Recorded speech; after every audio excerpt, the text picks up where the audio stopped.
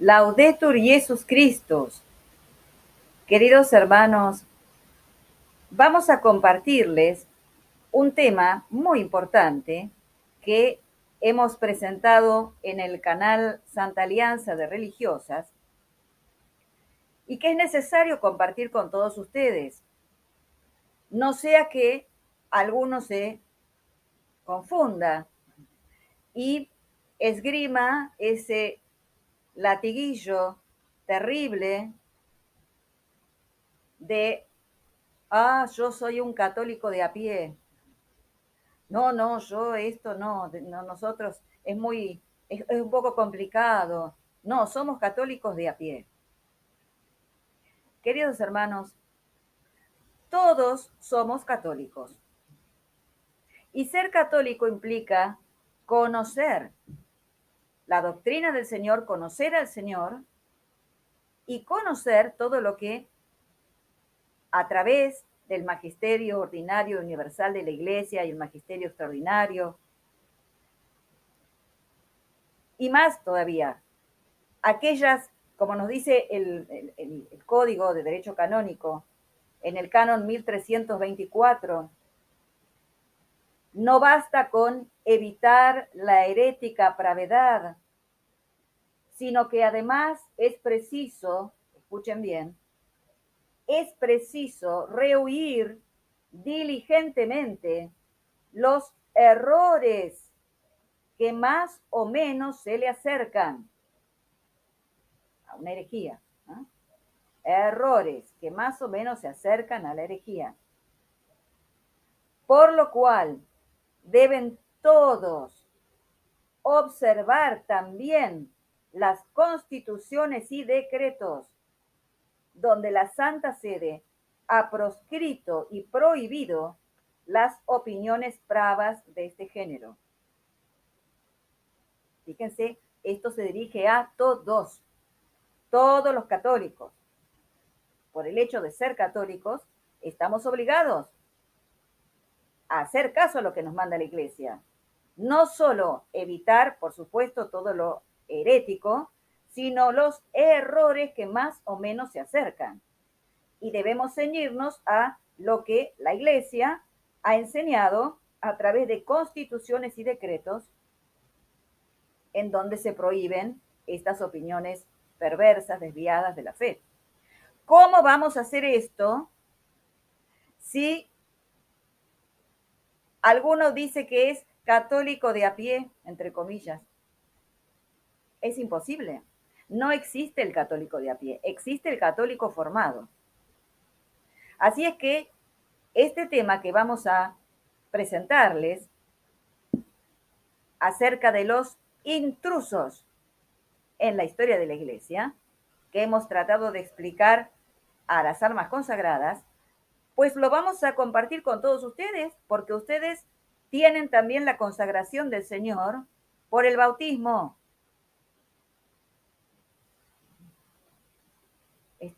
Somos un pueblo consagrado al Señor. Algunos de nosotros tenemos una consagración especial, personal, completa, solo para las cosas celestes. Intentamos vivir solo para las cosas celestes, solo para el Señor. Y otros, la mayoría, tienen el santo bautismo, pero es también una consagración, es un pueblo santo, pueblo adquirido por Dios. Fíjense ustedes, es imposible que exista un católico de a pie, entre comillas, no existe.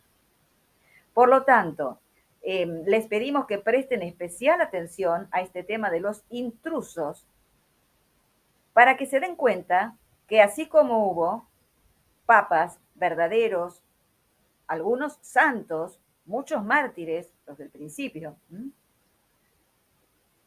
todos han tenido la estricta fidelidad al depósito revelado, han guardado todos la unidad de la fe, de la moral, la liturgia, la santa liturgia, pero ha habido también, en ocasiones, antipapas e incluso intrusos. Verán la diferencia que hay entre ellos. y les pedimos que presten especialísima atención, más tomen nota de las etapas que vamos comentando de la historia de la Iglesia y de los intentos de usurpación del trono petrino, que en un momento fracasaron, pero que luego ya sabemos que ha sido exitoso por ahora. Por ahora. Porque ustedes saben que cuando el Señor pone las cosas al descubierto, esas fuerzas adversas de que nos hablaba San Jerónimo, pierden toda su fuerza. Ya no existen. Dejan de ser fuerzas adversas, porque están al descubierto, han sido puestos a la luz del día. O como veremos también en otro video que les vamos a compartir después, en el profeta Ezequiel, el Señor pone al descubierto los cimientos de una construcción perversa y así la destruye. Esta construcción, que ha emergido a partir de la toma vaticana a la muerte del Papa Pío XII y se ha consolidado con el mal llamado Concilio Vaticano II, y los usurpadores que han estado al frente de la cátedra de Pedro, eso está ya al descubierto. Ya no tiene fuerza. Veamos entonces lo que explicamos en este video acerca de los intrusos. Tomen nota, estudien, porque ustedes también son un pueblo santo, forman parte de la iglesia, del cuerpo místico del Señor. Y el Señor quiere que sus ovejas sean sabias. No existen las ovejas bobas. Si son bobas, no son ovejas del Señor. Las ovejas del Señor saben distinguir la voz del pastor y huyen de los extraños, porque saben, conocen a su Señor.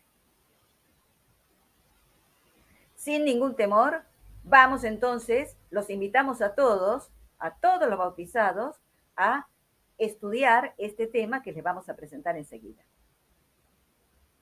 Maránata, ven Señor Jesús. Dios nos bendiga a todos. En esta ocasión, me pareció necesario hacer una breve aclaración ante los comentarios que algunas personas dejan en el canal, como si desconocieran aspectos muy claves de la historia de la Iglesia. Más que de la historia de la Iglesia, digamos ya de la historia sagrada. Porque todos tenemos que tener en claro que la historia sagrada, la historia de la acción de Dios con respecto a sus hijos, es una sucesión de maravillas de gracia del Señor y respuestas de los hombres, algunas muy valientes y magníficas, pero otras muchas veces caídas, traiciones, apostasías. En el Antiguo Testamento tenemos montones de ejemplos de ese tipo. Y cuánto más ya en el Nuevo Testamento. Nuestro Señor mismo ha querido pasar por la traición de uno de los suyos, que lo entregó a la muerte, la debilidad de los otros, hasta que fueron confirmados en la gracia. Pero después esto se ha repetido en la historia de la Iglesia. Siempre ha habido personajes que han intentado desviar a las almas de la recta doctrina. Siempre ha habido, desde el principio. Recuerden las cartas apostólicas, cómo los apóstoles nos advierten acerca de este peligro que ya en vida de ellos sucedían. Fíjense nomás, estando todavía vivo San Juan, ya ancianísimo, cómo escribe en la tercera carta acerca de Diótrefes, uno de los obispos. Dice, escribí algo a la iglesia, pero el que gusta de primar entre ellos, Diótrefes, no nos admite a nosotros. Fíjense ustedes cómo este obispo se atrevía a lanzar verdaderas excomuniones, como dice un comentarista, justamente contra el apóstol San Juan, el último que quedaba con vida, y que recostó su cabeza en el pecho del Señor. Así que, ¿cómo nos vamos a escandalizar de hablar o temer hablar de estos intentos de pastores traidores a lo largo de la historia? Por favor, la historia de la iglesia no es una historia rosa, sino más bien con manchones de sangre, manchones rojos de sangre. Así que esa es la verdad. Entonces quería traer a la memoria de todos el concepto que siempre se manejó en la iglesia acerca de antipapas, de intrusos, usurpadores, para que vean que siempre ha existido esto. Han habido momentos incluso en que la cátedra de Pedro estuvo en manos que no correspondían y después se los han quitado. Vamos a ver, dice, se llama antipapa a toda persona que ha tomado el nombre de papa y ha ejercido o pretendido ejercer funciones sin fundamento canónico. El antipapa puede ser ya un papa elegido de forma no canónica o también un competidor designado en condiciones dudosas ante un papa regularmente elegido, por ejemplo Anacleto II. También un intruso que se afirma por la fuerza en el pontificado.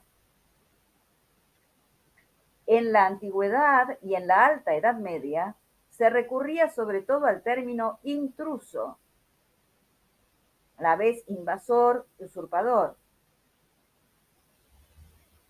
Estoy leyendo de un artículo del Diccionario Histórico del Papado.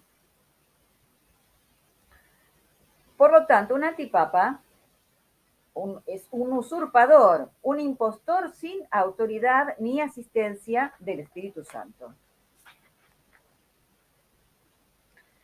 En el tomo primero de las actas de San Pío X, hay una lista cronológica oficial de los papas y los antipapas, y que luego ha sido, digamos así, alimentada.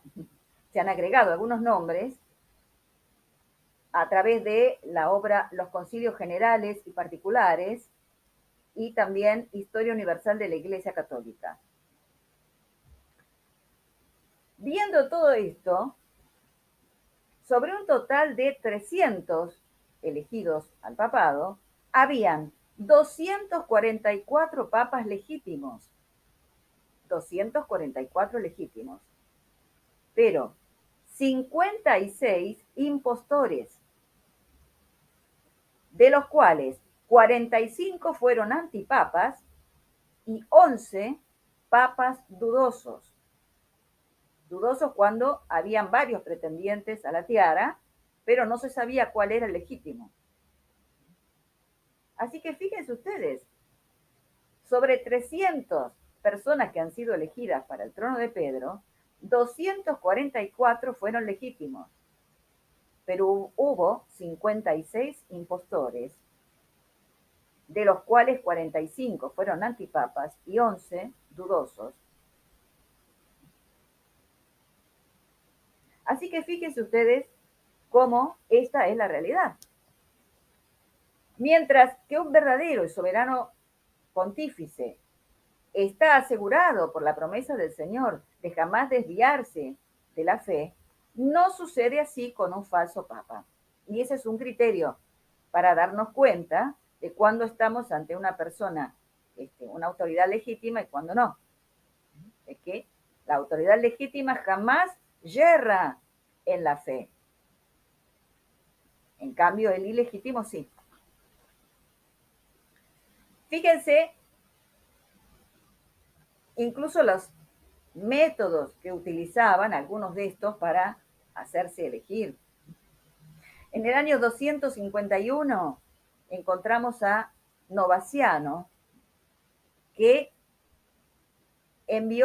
fue a buscar a 3 obispos simples, los hizo venir a Roma, y cuando llegaron, Novaciano los encerró en una cámara, los emborrachó y se hizo ordenar obispo de Roma. Por supuesto que el Papa Cornelio, en un concilio de 60 obispos, condenó a Novaciano y lo expulsó de la iglesia. Pero fíjense, no temían recurrir a estas bajezas, estas vilezas, para hacerse con el trono de Pedro. Otro ejemplo, a mediados del siglo IV ya tenemos un usurpador católico, pero flirteando con los herejes. Félix II fue elegido por los arrianos para sustituir al Papa San Liberio. Curioso porque Félix hubo 3 obispos que le impusieron las manos en el palacio del emperador arriano Constancio. Y sin embargo, fíjense ustedes que el pueblo romano, no permitió que una ordenación tan irregular se hiciera en la iglesia. Y de todos los habitantes de Roma, ni uno quiso entrar en ella cuando Félix se encontraba allí. Esto es maravilloso, porque es el pueblo de Roma el que, conocedor de la fe y de la disciplina de siempre de la iglesia, no toma parte de esta acción. Como el pueblo cristiano debe ser sabio, debe conocer la fe, debe conocer los mandatos y las disposiciones de la iglesia para darse cuenta cuando uno está ante una verdadera autoridad y cuando no. En el siglo XII, el cisma de Anacleto II era un Pier Leoni, un marrano, falso convertido. Los Pier Leoni habían acumulado una gran fortuna gracias a la usura, y esto le permitió ser promovido a cardenalato. Ya cardenal, expolia las iglesias y con este oro que fue recabado de los vasos sagrados, sobornó a otros cardenales en vista de un futuro cónclave. El Papa Honorio II, ya moribundo, viendo que el bloque judaizante era preponderante, redujo el Sacro Colegio a 8 cardenales. Los electores legítimos eligieron a Inocencio II, mientras que Pier Leoni, habiendo seducido a 2/3 de los otros cardenales, se hizo elegir antipapa bajo el nombre de Anacleto II. Terrible. Y aquí empieza la acción heroica de San Bernardo y San Norberto, que dejan sus monasterios y empiezan a recorrer Europa para tratar de ganar la voluntad de los príncipes cristianos en favor de la causa del verdadero Papa, de Inocencio II. Luchan cuanto pueden, incluso El emperador Lotario emprende una cruzada contra el usurpador, pero fracasan y Dios nuestro Señor interviene finalmente y le envía la muerte a Anacleto II. Pero fíjense ustedes cómo estas cosas han sucedido en la historia de la Iglesia. A mediados del siglo XVI vamos a encontrar la actuación del Papa Pablo IV con la bula que hemos mencionado en el video pasado y creo que en el anterior, la bula Cum ex Apostolatus Officio, dicen muchos inspirada en el cardenal Morone, porque antes de ser Papa Pablo IV, que era miembro del Santo Oficio, miembro de la Santa Inquisición, había investigado profundamente Cardenal Morone y lo tenía catalogado como filo protestante. Y entonces luego, hecho Papa, Pablo IV, a través de esta bula, Cum ex Apostolatus Officio, intenta cerrar las puertas a la elección de quienes tienen ya algún compromiso contrario con la fe y la moral católica. Justamente para que no suceda, dice la bula, que la abominación de la desolación se encuentre en el lugar santo, es decir, la toma del papado en manos de quienes no corresponden. Más adelante, fines del siglo XIX, principios del siglo XX, ya encontramos un intento tremendo de acceder al papado en la persona del cardenal Rampolla, que había sido secretario de Estado de León XIII. Y se supo, vamos a ver enseguida cómo, que Rampolla del Tíndaro asistía todos los sábados a una logia cerca de la abadía de Einsiedeln, en Suiza. Y cada 15 días asistía además a una logia clandestina de grados superiores en Zúrich. Esta última, logia clandestina, formaba parte del Ordo Templi Orientis, el OTO. A esta orden del templo estaban afiliadas, entre otras, las siguientes organizaciones. Esto que estoy leyendo también lo van a encontrar en los números de Chiesa Viva referentes a Pablo VI. Por favor, vayan allí. ¿Qué organizaciones formaban parte de este OTO, Ordo Templi Orientis?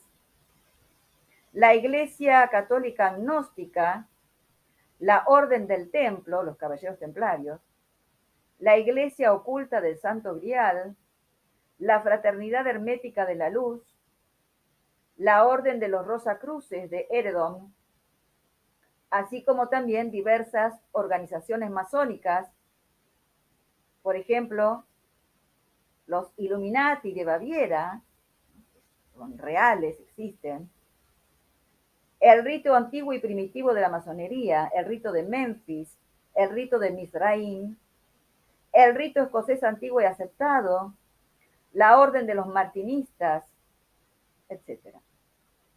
Si a Rampolla del Tíndaro, era un alto iniciado, pertenecía a los grados octavo y noveno de la Ordo Templi Orientis, únicos grados autorizados para contactarse con el Gran Maestre General Nacional y con el Jefe Supremo de la Orden.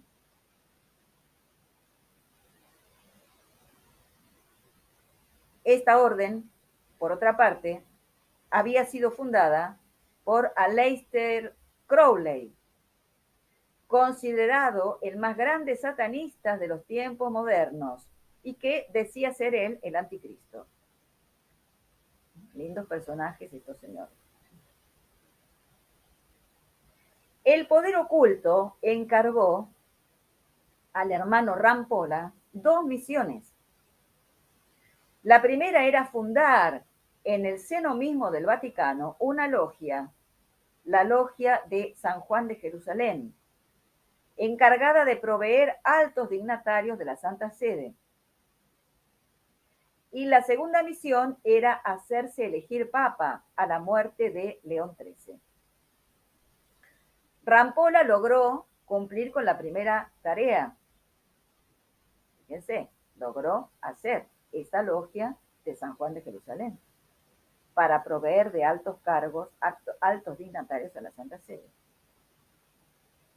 Pero fracasó en la segunda, porque en el cónclave, a la muerte de León XIII, aunque había concentrado la mayoría de los votos, le fue impedido el papado gracias a la monarquía austrohúngara, porque el emperador Francisco José mandó que se impidiera esto. La policía austríaca había tenido noticias de la afiliación del cardenal a esta Ordo Templi Orientis. De ahí que el Sacro Colegio va a elegir a Giuseppe Sarto, que toma el nombre de Pío X, San Pío X. Así que fíjense ustedes cómo hubo un intento ya directísimo por parte de la masonería de acceder al papado. Fracasaron en esta ocasión, pero décadas después, el sobrino de este cardenal Rampolla había formado o continuado un círculo que contaba con Montini, nada menos. Abundantes noticias acerca de Montini, como ya dije, los van a encontrar en el número especial de Chiesa Viva, además de la conferencia magnífica del padre Ramiro Rivas, a la que le he puesto un link en el video referido a Montini. Lean, por favor, porque todo, gracias a Dios, todo esto ha sido publicado, queridas madres, hermanas y otras personas que escuchen esto. Todo está publicado, está a la luz del día. Esa es la razón por la cual, siguiendo al profeta Ezequiel, una vez que Dios lo pone todo al descubierto, significa que las fuerzas adversas, como decía San Jerónimo, las fuerzas adversas ya han perdido su poder. Es cuestión, esto es un tiempo de descuento que se está viviendo, nada más. Pero está todo clarísimamente expuesto a la luz del día. Y esto, permitan que agregue algo, una observación que esto sí es personal, mía. No se entiende cómo sacerdotes, verdaderos sacerdotes, quienes han recibido con toda, sin ninguna duda, el rito verdadero del sacerdocio, el rito anterior, el rito romano. No se entiende cómo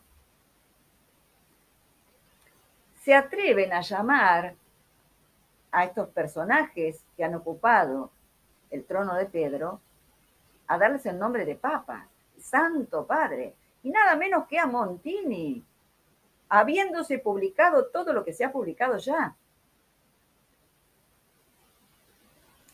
Es una pena realmente que continúen como anestesiando la inteligencia, la conciencia católica de muchísimos fieles. Pero esto sucede porque falta conocimiento de la historia y de los documentos que han sido publicados. Por eso es que los traemos y los ofrecemos para que puedan librarse del peligro, del error de estar siguiendo a personajes y de estar recibiendo el veneno de una doctrina que no es la del Señor, poniendo en riesgo gravísimo sus propias almas.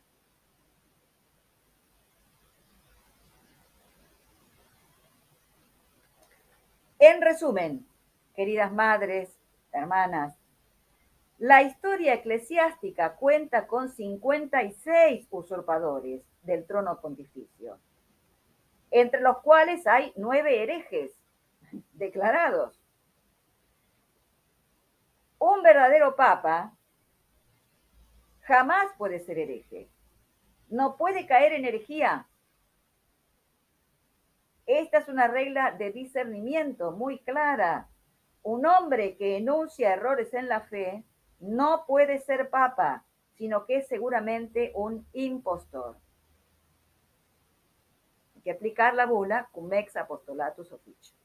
Y tener en cuenta también, queridas hermanas, madres, la advertencia del mismo León XIII en el exorcismo, en la versión larga, donde habla exactamente de esto, de la abominación de la desolación en el lugar santo, la cátedra santa, la cátedra de Pedro, convertida en cátedra de tinieblas justamente porque es tomada por quienes no debieran haber llegado jamás.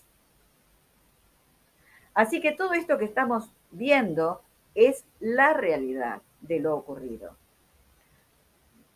Lean, escuchen las conferencias del padre Ramiro Rivas, lean los números publicados por Chiesa Viva.